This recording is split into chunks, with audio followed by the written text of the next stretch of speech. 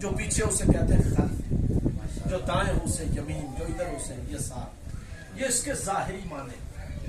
لیکن جب قرآن کسی کو امام کہتا ہے، قرآن کسی کو امام کہتا ہے یعنی وہ آگے ہے، تو کیا مطلب ایسے آگے ہیں جیسے پیچھے چند مقتدی ہوتے ہیں اور آگے ایک امام ہوتا ہے؟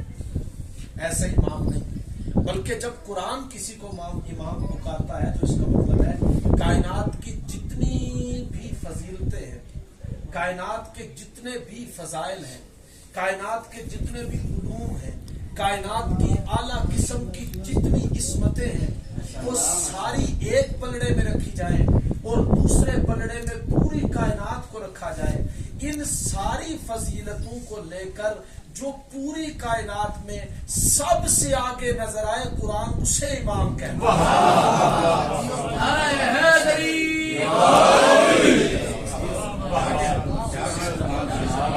میں نے لفظ امام کی تشریح کی ہے، اور امام کا ایک اپنا مزاج ہوا کرتا ہے۔ زیادہ وقت نہیں آپ کا لوں گا، امام کا وسیم شاہ جی ایک اپنا مزاج ہوا کرتا ہے، قربان جی اپنا ایک مزاج ہوا کرتا ہے۔ کہنا نہیں چاہتا تھا، جملہ یاد آج آپ کو سنانے لگوں۔ امام کون ہوتا ہے؟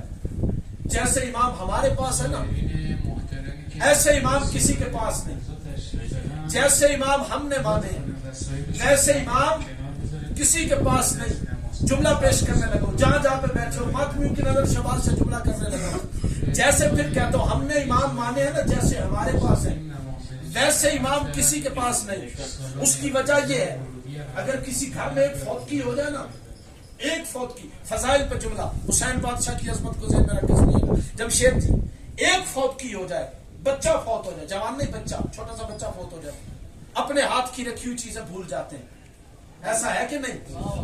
اپنے ہاتھ کی رکھی ہوئی چیزیں، جملہ جہاں یاد آئے گا دل سے دعا نکلے گی، اپنے ہاتھ کی رکھی ہوئی چیزیں بھول جاتے ہیں، پتہ نہیں کہاں رکھی تھی، وہ غم اثر کر جاتا ہے، غم اثر کر جاتا ہے۔ صبح سے لے کر عصر تک علی اکبر کے بابا نے، فضائل کا جملہ پیش کرنے لگا ہوں، اپنے بوڑھے ہاتھوں پر 71 لاشیں اٹھائی تھی۔ جملہ فضائل کا پیش کرنے لگا ہوں، یہاں پہ ہم مسائل سنتے ہیں، 71 لاشیں اٹھائی تھی، اور اسی لیے نظر پڑ گئی اب تک کی۔ وہ دیکھ کے کہتے ہیں روزے عاشور جب نکلے نا مولا، سلطنت پہ بیٹھ کے امامت سمجھانے لگا، جب میرے مولا نکلے اور قوم اشقیاء کو دیکھ رہے تھے، ایسے دیکھ رہے تھے جیسے شیر اپنے شکار کو دیکھتا ہے، نہ بھوک کا اثر ہے، نہ پیاس کا اثر ہے، نہ دل پہ کسی عزیز کی شہادت کی چوٹ ہے۔ وہ دیکھ کے کہتے ہیں روزے عاشور زمانے کی نگاہ اختر، روزے عاشور زمانے کی نگاہ اختر، رخ شبیر پہ دیکھا ہے جلال یزدان، رخ شبیر یہ امامت ہے۔ اور جس امام ذاتی کے پاس ہم چل کے، میں کیا ان کے بابا کی عظمت آپ کے سامنے بیان کروں، ام فضل یہ دیکھ کے اپنی سہیلیوں میں چل کے گئی نا، اس کی سہیلیاں دیکھ کے کہتی ہے تو نے کس کے ساتھ شادی کی ہے؟ جس کے پاس نہ دولت ہے نہ مال ہے، دنیا کی کوئی چیز نہیں۔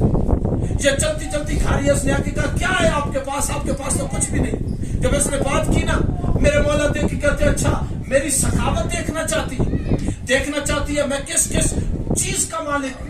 کیا میرے پاس دنیا کی دولت نہیں؟ خزانے اللہ کے ہر چابیاں ہمارے پاس ہیں، خزانے اللہ کے ہر چابیاں ہمارے پاس ہیں۔ اسے کہا وہ کیسے؟ مولا دیکھ کے کہتے جا اپنے باپ سے کہ کل دربار میں آ جائے، اور جب کل دربار میں آئے نا تو اکیلا نہ آئے، میں اپنے مال کا، اپنی سخاوت کا اپنے مال کے ذریعے سے اظہار کروں گا۔ اسے کہا ٹھیک ہے۔ جب مولا دربار کی طرف چلنے لگے نا تو مولا نے پہلے اعلان کیا، کہا پورے شہر سے، کوئی بھی اس بڑے شہر سے کوئی فقیر گھر نہ رہے، کوئی امیر گھر نہ رہے، کوئی وزیر گھر نہ رہے، کوئی مشیر گھر نہ رہے، جتنے لوگ ہو سارے آ جاؤ کہ علی کا علی بیٹا کل بھرے دربار میں اپنی سخاوت کا اظہار کرنا چاہتا ہے۔ بڑی توجہ، بڑی محبت ہے آپ کی۔ کل بھرے دربار میں اپنی سخاوت کا اظہار کرے گا۔ مولا آگے، لوگوں نے سمجھا کوئی بڑے بڑے اونٹ لے کے آئیں گے جن کی پشتوں کے اوپر بڑا کچھ لدا ہوا ہوگا، اور مولا اپنے ہاتھوں سے کیا کریں گے؟ تقسیم کریں گے۔ جیسے میرے مولا پہنچے، وہی لباس جو ظاہراً پرانا تھا لیکن میلا نہیں تھا، پاک لباس پہن کے میرے مولا، تھوڑے بندوں کو میری بات کی سمجھ آئی ہے، جیسے میرے مولا دربار میں پہنچے، ادھر مامون بیٹھا ہوا تھا، ساتھ اس کے وزیر تھے، ساتھ اس کے مشیر تھے، ایسے مستحقوں کی، غریبوں مسکینوں کی صفیں لگی ہوئی تھی۔ مامون ہنس کے کہتا ہے میرے دربار کا مذاق کرنے آئے ہو؟ جب تمہارے پاس کچھ نہیں تھا تو اب ان کو میں اپنی جیب سے دوں؟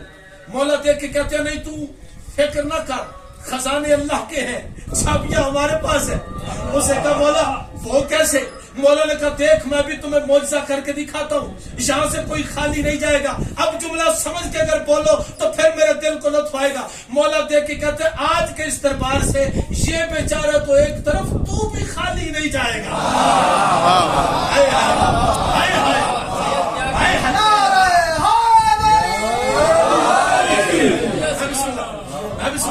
مجلس معراج ہوگی، میں یہی چاہتا تھا۔ اب کا سین مجلس میں متوجہ ہوگا، اب ایک ماحول بنا کے بی بی کی بارگاہ میں جائیں گے۔ کہا تو بھی خالی نہیں جائے گا؟ اس سے کہا وہ کیسے؟ میرے مولا نے اپنے دست ید اللہ سے اپنے دائیں ہاتھ کا ایسے بٹن کھولا، کھول کے جیسے میرے مولا نے جھاڑا نا، علامہ مجلسی نے تحریر کیا ہے، ایسے اشرفیاں سونے اور چاندی زمین پہ گرنے لگے۔ مولا کہ ایک منٹ رک جاؤ، یہ تمہارے لیے نہیں، ھذا عطاؤنا للفقراء المامون، اور جتنے فقیر ہو مامون کے آؤ اپنی مرضی سے جمع کر کر کے لے کے جاتا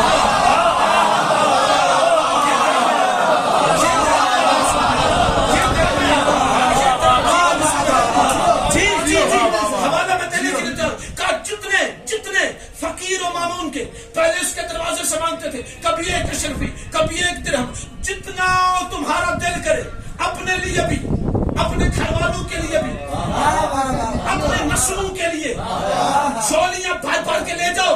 جسے ہم دیتے ہیں نا اسے دنیا کے کسی دروازے پہ جانے نہیں دیتے۔ اگلا کام جو کیا میرے مولا نے، علی کے علی بیٹے نے پھر اپنی قمیض کو ہاتھ سے جھٹکا دیا، پھر اشرفیاں گری، پھر سونا گرا، پھر چاندی گری۔ اب جب گری نا لوگ جمع ہوئے، مولا دیکھ کے کہتے نہیں وہ فقیروں کے لیے تھا، ھذا عطاؤنا للوزراء المامون، اور جتنے وزیر بیٹھے چن کے لے کے جاؤ۔ اب پھر تیسری دفعہ جھٹکا دیا، مولا دیکھ کے کہتے اب اور کوئی آگے نہ ہے، ھذا عطاؤنا للمشراء المامون، اور جتنے اس کے مشیر ہو آؤ تم بھی چنو، تم بھی لے کے جاؤ۔ اب سارے چن کے لے گئے، وزیر لے گئے، مشیر لے گئے، امیر لے گئے۔ بی بی میں آپ کی بارگاہ میں آپ کا دل خوش کرنے کے لیے، کیونکہ بیٹی کو باپ کے فضائل سنا تو بیٹی خوش ہوتی ہے، ٹھیک ہے، میں نے جان پوچھ کے مولا کے فضائل کا جملہ کہنے لگا۔ بی بی جتنی ان کے دل سے دعا اٹھے، بی بی اگر کوئی بیمار ہے اسے شفا دینا، بی بی اگر کسی کے پاس اولاد نہیں آپ کے در سے سب کچھ ملتا ہے، جس کی جو تو مشکل ہے بی بی حل ہو جائے۔ میں آپ کو آپ کے پاپا کا واسطہ دیتا ہوں، جب سب نے چن لیا نا تو میرے مولا دیکھ کے کہتے پھر جھٹکا دیا، جب پھر اشرفیاں گری نا مولا دیکھ کے کہتا اب دوسرا بندہ کوئی آگے نہ بڑھے، ھذا عطاؤنا للمامون، مامون جلدی کر، تخت چھوڑ اور جلدی سے آ کے زمین سے بیکاری بن کے سونے اور چاندی سمیٹنا شروع کر۔ مولا کے اس جملے نے سمجھا دیا، دیکھ کہ ام فضل تو مجھے کلے دیتی تھی، میں وہ سلطان عرب و عجم ہوں جس کے دروازے سے صرف فقیر نہیں وقت کی بادشاہت بھیک مانگتے ہیں۔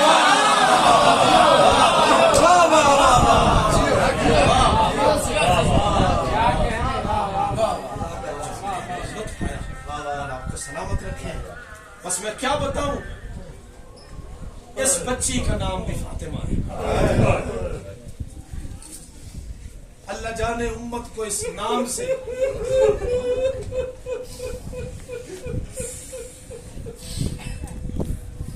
میں بسم اللہ کروں، تیری روتی ہوئی آنکھ کی قسم ہے، اس بی بی نے مدینے سے ہجرت کی ہے۔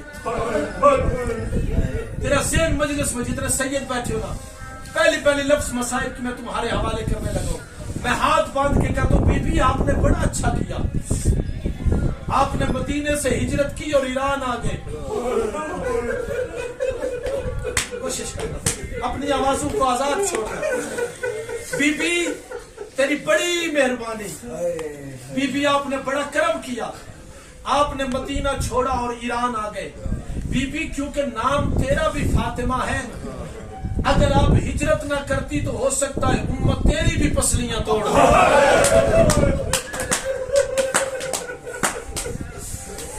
آیا میں بسم اللہ کروں گا, آیا میں بسم اللہ کروں. بی بی تیرا بھی نام تو فاطمہ ہے. میرے دوستوں نے رستے میں خود پہلی دفعہ آیا ہوں.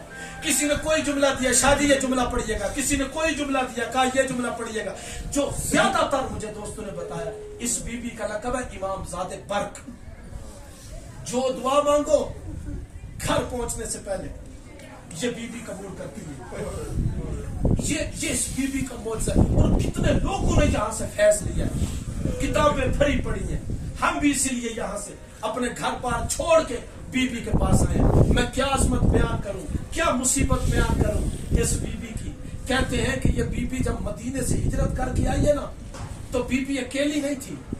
بی بی معصومہ کم کی طرح اپنے بھائیوں کے ساتھ آئی, اپنے بھائیوں کے ساتھ آئی, عزیز و اقارب کے ساتھ آئی. اور جو کم میں آپ زیارت کرتے ہیں نا جناب موسیٰ مبرکہ کی, جناب موسیٰ مبرکہ اس بی بی کے بھائی ہیں. مولا تقی کے بیٹے ہیں نا موسیٰ مبرکہ, وہ موسیٰ مبرکہ جہاں پہ 40 قبریں ہیں سادات کی. میں اکثر یہ کہتا ہوں جو 40 قبریں ہیں نا, ان 40 قبروں میں زیادہ تر جناب موسیٰ مبرکہ کی بیٹیوں کی قبریں. میرا ذہن آمادہ ہے مصائب کے لیے. میں صرف ایک روایت پہ اکتفا کروں گا. عزاداران مظلوم کائنات کہتے ہیں اس بی بی کے عزیز و اقارب سارے مارے گئے, صرف 2 کنیزیں بچ گئی تھی, وہ بھی امام موسیٰ کاظم کی نسل سے تھی. عزاداروں کہتے ہیں یہ بچی چلتے چلتے یہاں پہ پہنچی. ظالم ساتھ تھے, جانتے ہو کیا کرنا چاہتے تھے؟ ویسے ہی ظلم کرنا چاہتے تھے جیسے عشر عاشور ظالموں نے نیزوں سے چاہتے ہیں. جیسے ظالموں نے, شاید میں سمجھا نہیں سکا تجھے, ظالموں نے نیزوں سے چادریں اتاری تھی. مولا فرماتے ہیں جو ہمارے مصائب چھپائے نا وہ ہمارا نہیں, عمر سعد کا وکیل ہے. مجھے اللہ کی قسم ہے جب عصر عاشور کو خیموں میں آگ لگی ہے نا, روایت یہ بتاتی ہے ہر بی بی زینب کے خیمے میں تھی, بی بی کے پیچھے کھڑی تھی. عزاداران مظلوم کائنات یہ شمر آگے بڑھا, اس نے آگے بڑھ کے مجھے معاف کر دینا, اس نے بی بی کے سر میں نیزہ مارا. عزاداروں بی بی نے ہاتھ آگے رکھے. عزاداران مظلوم کائنات میں جملہ ماتم نہ پڑھنے لگا, مرضی تیری اپنی ہے. عزاداروں اس کتے کے بچے نے دوسرا نیزہ مارا. عزاداروں بی بی نے دوسرا ہاتھ آگے کیا. کبھی یہ ہاتھ آگے رکھتی تھی, کبھی یہ ہاتھ آگے رکھتی تھی, کبھی یہ ہاتھ آگے رکھتی تھی. ذرا 1 منٹ کے لیے سوچ, جس کے پرتوں کا محافظ عزاداروں کسی شہید کے جملے ہیں. اس کتے کے بچے نے ایک ہاتھ سے نیزہ مارا, دوسرا ہاتھ زینب کی چادر میں مارا. جزاک اللہ, جزاک اللہ, جزاک اللہ. بھائی مولا تمہیں سلامت رکھے. عزاداروں بی بی اپنی چادریں بچانے کے لیے یہاں پر پہنچی. جب ظالم پیچھے آگے نا, ابو تراب کی بیٹی نے زمین کو حکم دیا, زمین پھٹ گئی اور بی بی اس زمین کے اندر چلی گئی. اور آج اسی جگہ پہ بی بی کی قبر ہے. میں کہتا ہوں بی بی تیری بڑی مظلومیت ہے, بی بی تو بڑی مظلومہ بی بی ہے, لیکن تیری ساری مظلومیت قربان ہے اس بی بی پر, شام غریباں جس بچی کا دامن چل گیا. عزاداران مظلوم کائنات شاید میں سمجھا نہیں سکا. جو بچی رو رو کے کہتی تھی بابا ذرا آنکھیں کھول, بابا میرے رخسار دیکھ, بابا تیرے بعد جہاں پہ جی آتا تھا نا شمر میرے منہ پہ دبا. جزاک اللہ, جزاک اللہ, جزاک اللہ. بھائی مولا تیرا اور میرا شمار رونے اور رلانے والوں میں کرے. عزاداروں جس بی بی کی زندگی تھوڑی تھی اور دکھ ڈھیر تھے, بس میں اسی روایت پہ اکتفا کرتا ہوں. مجلس مکمل ہو گئی, میری سوچ سے اچھا تم نے گریا کیا. روایت بتاتی ہے جب یہ قافلہ چلا ہے نا, قافلہ نکلا نہ کربلا سے, یہ بچی بھی قافلے کے ساتھ تھی. اس بچی کو علیحدہ اونٹ پہ سوار کیا گیا, علیحدہ اونٹ پہ سوار کیا گیا. عزاداروں جب یہ قافلہ ایک منزل پہ پہنچتا ہے نا, ایک محلے میں پہنچا, قافلہ روکا گیا. یہ بچی بڑی پیاسی تھی.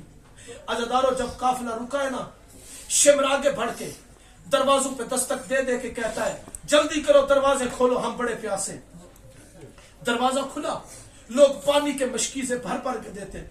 اس شمر نے کیا کیا, ایسے مشکیزہ اٹھایا اور دوسرے ہاتھ میں پانی کا جام لیا, ایسے پانی بھرتا ہے, کبھی اسے پانی دیتا ہے, कभी उसे पानी देता है, कभी उसे अल्लाह करे तुझे मेरे लफ्ज की समझ आ जाए, मातम के लिए काफी है, कभी उसे पानी देता है, कभी उसे पानी देता है।